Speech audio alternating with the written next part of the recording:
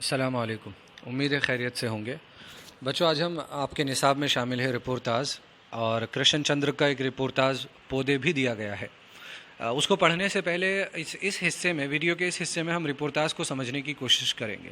اس سے پہلے میں آپ سے کچھ بات کرنا چاہتا ہوں۔ آپ 12th میں ہیں اور رپورٹ آپ انگلش میں لکھتے چلے آ رہے ہیں، 11th میں بھی آپ نے لکھی ہوگی۔ آپ نے دیکھا ہوگا رپورٹ لکھنے کے لیے آتی ہے مثلاً اینول ڈے، سالانہ دن ہے، اسکول میں منایا گیا، آپ سے کہا گیا رپورٹ لکھیں۔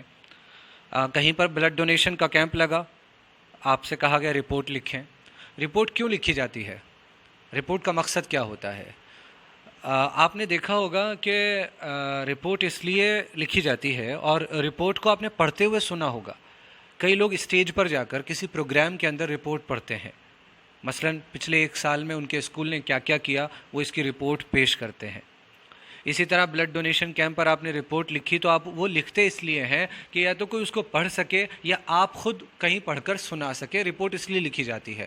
اصل میں آپ جب انگریزی پڑھتے ہیں نا، انگلش پڑھتے ہیں، تو آپ بہت سی چیزیں صرف امتحان کی نظر سے پڑھتے ہیں۔ آپ یہ نہیں دیکھتے کہ ہماری زندگی میں، ہماری روزمرہ کی زندگی میں ان سب کی کیا اہمیت ہے، کس طرح ہم اس کو اپلائی کرتے ہیں۔ آپ اس طرف توجہ نہیں دیتے۔ تو رپورٹ اس لیے لکھی جاتی ہے کہ تاکہ آپ اس کو یا تو پڑھ کر کسی کو سنا سکیں کہ اس دن جو لوگ شامل نہیں ہو سکے تھے، آپ ان کو بتا سکیں کہ وہاں کیا کیا ہوا، اس پروگرام میں کیا کیا ہوا، ہاں، جو وہاں نہیں جا سکے۔ اور وہ محفوظ بھی ہو جاتا ہے اس دن کا سارا کام، کہ جو کچھ ہوا اہم کام اس رپورٹ کے اندر ہمیشہ کے لیے، بعد کے لیے محفوظ ہو جاتا ہے۔ تو یہ تو رپورٹ کا کام ہوتا ہے۔ اس سے آگے کی چیز ہے رپورٹیج، انگلش میں جس کو بولتے ہیں، اور اردو میں رپورتاز۔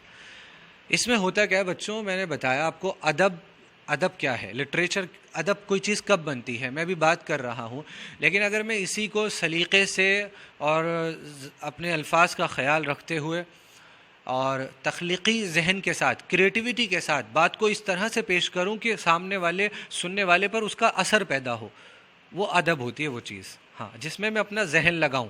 جیسے مثلاً اینول ڈے ہوا اور کیا کیا ہوا، وہ سارا کچھ بیان کر دیا سیدھے انداز میں کہ یہ ہوا، پھر یہ ہوا، پھر یہ ہوا، یہ بہت اچھا تھا، یہ بہت اچھا تھا، انہوں نے اسپیچ دی اور اپنی اسپیچ میں یہ کہا۔ تو ایک طریقہ یہ ہو گیا، اور دوسرا طریقہ یہ کہ آپ اس رپورٹ میں شامل تھے تو آپ نے ایسا نقشہ کھینچا کہ رپورٹ پڑھنے والا کا دل باغ باغ ہو گیا، اور وہ ایسا محسوس کرنے لگا جیسے وہ خود بھی وہیں موجود تھا اس پروگرام کے اندر۔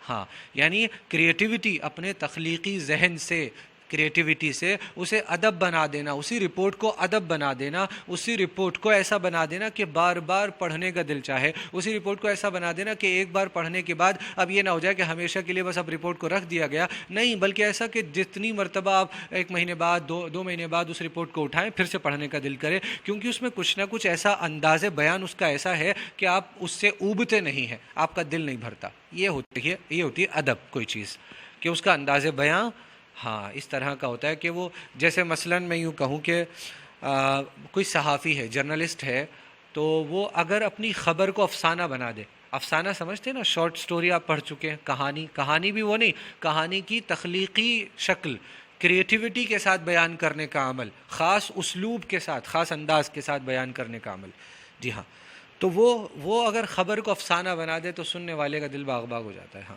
آپ اگر پڑھیں گے، آپ نے کئی مرتبہ ایک ہی قصے کو دو لوگ سنائیں، اور سنانے والے کا انداز ایک کا زیادہ اچھا ہو، ایک کا کم اچھا ہو، تو آپ جس کا زیادہ اچھا تھا، آپ کا دل چاہتا ہے دوبارہ سناؤ یار۔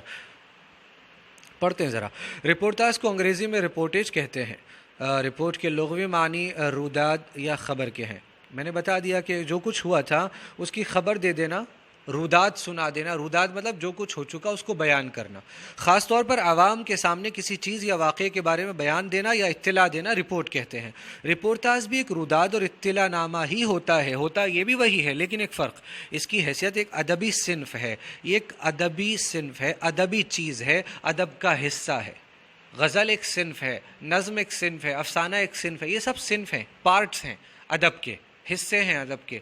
ان کو پہچانا جا سکتا ہے، ایسے حصے الگ الگ کیا جا سکتا ہے۔ غزل کو نظم سے الگ کر سکتے ہیں، افسانے کو داستان سے الگ کر کے بتا سکتے ہیں، ڈفرینسز، فرق واضح کر سکتے ہیں دونوں میں کیا فرق ہے، تو وہ صنف ہے۔ ادبی صنف کے اعتبار سے رپورتاج کو تاثراتی روداد، ہاں، امپیکٹفل، ایسی روداد جس میں اثر ہو، جو پڑھنے والے کے دل پر اثر کرے۔ رپورتاز میں کسی تقریب، کسی پروگرام یا ادبی کانفرنس، کوئی کانفرنس ہوئی ہے ادیبوں کی، साहित्यकारों की, लिटरेचर वाले लोगों की कोई कॉन्फ्रेंस या मुज़ाकरे या जलसे की कार्रवाई की रुदात बयान की जाती है। रिपोर्टाज का मकसद सिर्फ इत्तला या ख़बर देना नहीं होता, क्योंकि ख़बर या इत्तला के इल्म के बाद फिर उसमें कोई दिलचस्पी कहाँ कायम रहेगी। तो इसका मकसद सिर्फ ये नहीं होता कि ख़बर दी जाए, बल्कि वो जल्दी ही बासी या बेमसरफ सी चीज़ में बदल जाती है, जिसमें सिर्फ इत्तला या ख़बर दी जाए, एक बार पढ़ ली बस चली गई फाइल्स में, रद्दी में। अदब कहाँ बनी वो चीज़? अदब बनने के बाद कोई चीज़ को लंबी ज़िंदगी मिल जाती है। अल्लामा इकबाल, मिर्ज़ा गालिब, मीर तक़ी मीर और पीछे चले जाएँ, वली दखनी और पीछे चले जाएँ, न जाने कितने शायर हैं, कितने अदीब हैं जिनका 500 साल गुजर गए, आज तक कलाम मौजूद है। शेक्सपियर का तकरीबन कितना ज़माना गुजर गया, आज तक मौजूद है। रिपोर्टाज लिखने वाले के लिए ज़रूरी है कि वो तख्लीकी मिजाज भी रखता हो, हाँ, क्रिएटिविटी रखता हो। आम अंदाज के साथ आप नहीं पेश कर सकेंगे इसको। अगर वो सहाफ़ी है तो उसमें ख़बर को अफसाना बनाने की अहलियत कमाल होना चाहिए कि वो ख़बर को अफसाना बना दे। ख़बर तो सूखी होती है, रूखी सूखी, उसमें कोई वाक़या होता है बयान, लेकिन अगर उसी को अफसाने की शक्ल दे दे कि पढ़ने वाले के दिल पर उसका असर हो, असर डाल दे, उसमें तासुर डाल दे, कि जो उस ख़बर को देखने के बाद उसने महसूस किया वो हमें महसूस करा दे, ये होता है अदीब का कमाल। रिपोर्टाज में उसलूब बयान की ख़ास अहमियत है, बयान करने के अंदाज़ की ख़ास अहमियत है। तो समझ गए ना आप, अदब कोई चीज़ कैसे बनती है। और रिपोर्टाज कब बन जाती है? जब आपको इम्तिहान में अगर नोट्स लिखने के लिए आए तो आप इस तरह लिखेंगे, पहले रिपोर्ट के बारे में बताएं, फिर रिपोर्टाज बताएं कि रिपोर्टाज किस तरह से अदबी सिन्फ़ है और किस तरह से उस प्रोग्राम में, तकरीब में शामिल होने वाला शख्स जो कुछ उसने वहाँ महसूस किया हमें महसूस कराता है रिपोर्टाज के ज़रिए से, जो कोई मंज़र वहाँ देखा हमें दिखाता है रिपोर्टाज के ज़रिए से। शुक्रिया।